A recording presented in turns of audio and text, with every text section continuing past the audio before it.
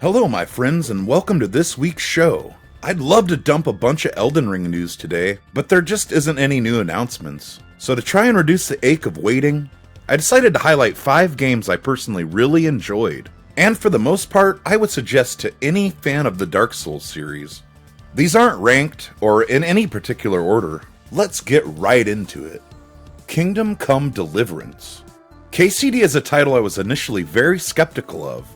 When it launched back in 2018, it had some game-breaking bugs. So instead of tarnishing the experience permanently, I set it down and waited for the updates to roll out. It wasn't long before they patched out the majority of the issues, and it was time to take up the sword as Henry and continue my journey. Kingdom Come is an action RPG set in the medieval Bohemian Kingdom in 1403.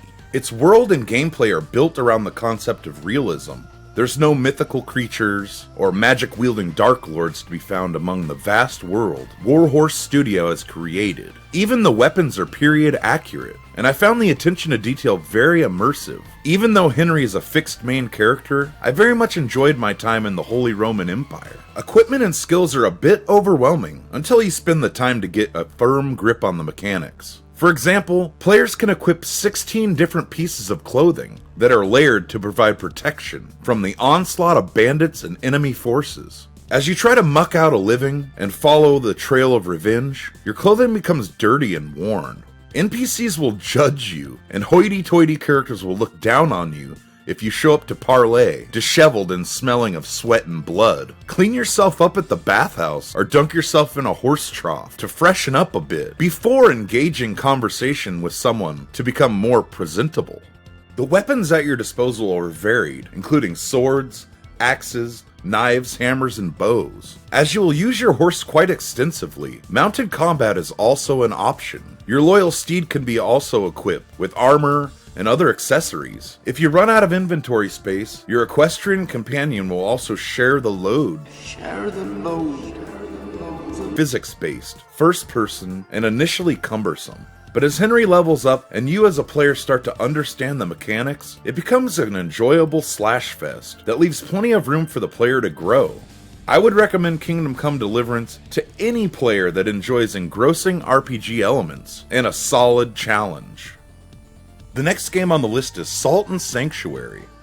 Where do I start?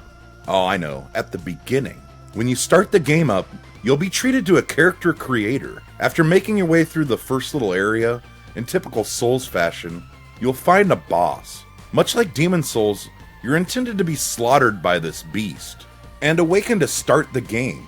Also much like Demon Souls, it is possible to fell this creature, but it's probably unlikely on your first go. Many of the game's mechanics are very similar to the Souls series, so there's no mystery of why this game made the list.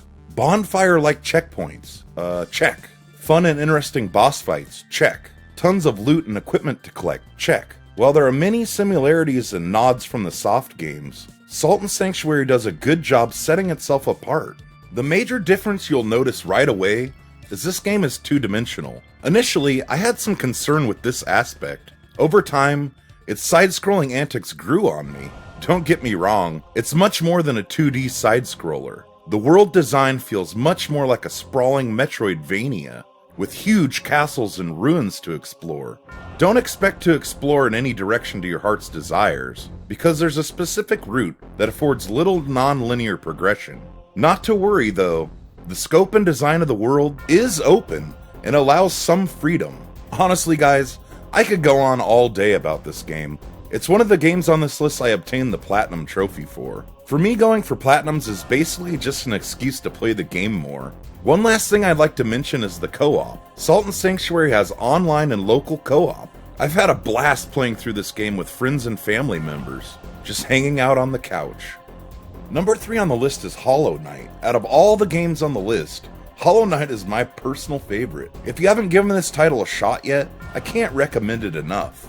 This one plays out much more like a Metroidvania game. Where it lacks in deep-rooted RPG elements, it makes up twofold in charm and atmosphere. Hands down, Hollow Knight is one of the best 2D games I've ever encountered. Don't even get me started on the music. From a tiny developer, Team Cherry, Hollow Knight delivers a tightly knit world with plenty of challenge and mystery. From a gameplay perspective, It features a sword-like weapon, which is actually a nail, perfect for your insect protagonist to wield. Along your journey, you will upgrade your nail, as well as obtain magic and other skills to help you along your way. In addition, you will collect charms, which are equipable boons that have a variety of effects. They are limited on how many slots you have, which makes your character feel custom and unique.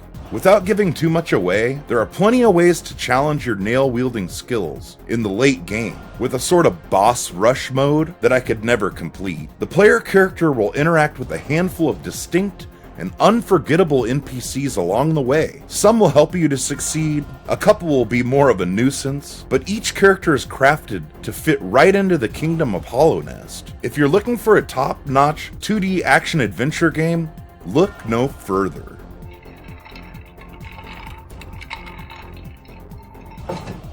Next up is The Surge.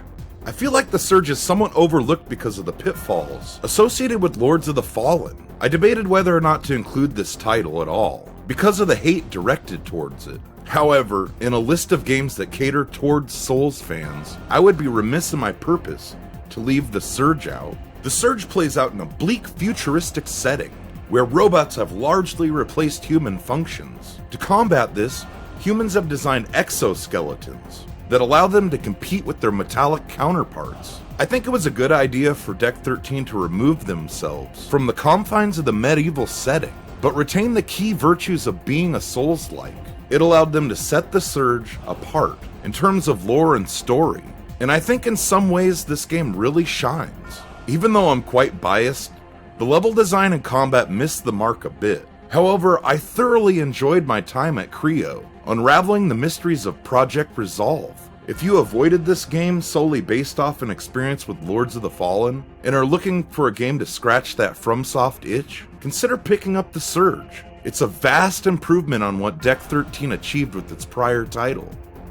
Moving on to the last entry, we have Remnant from the Ashes. This title is a bit of a black sheep among the list, because its combat is primarily based on firearms. At least that's how it played out for me. It does include melee weapons, but I dare say they are not the focus of the combat. Players are given access to a variety of weapons that can be modded and enhanced. Paired with the trait points that allow you to essentially level up your character, it has a nice RPG feel to it.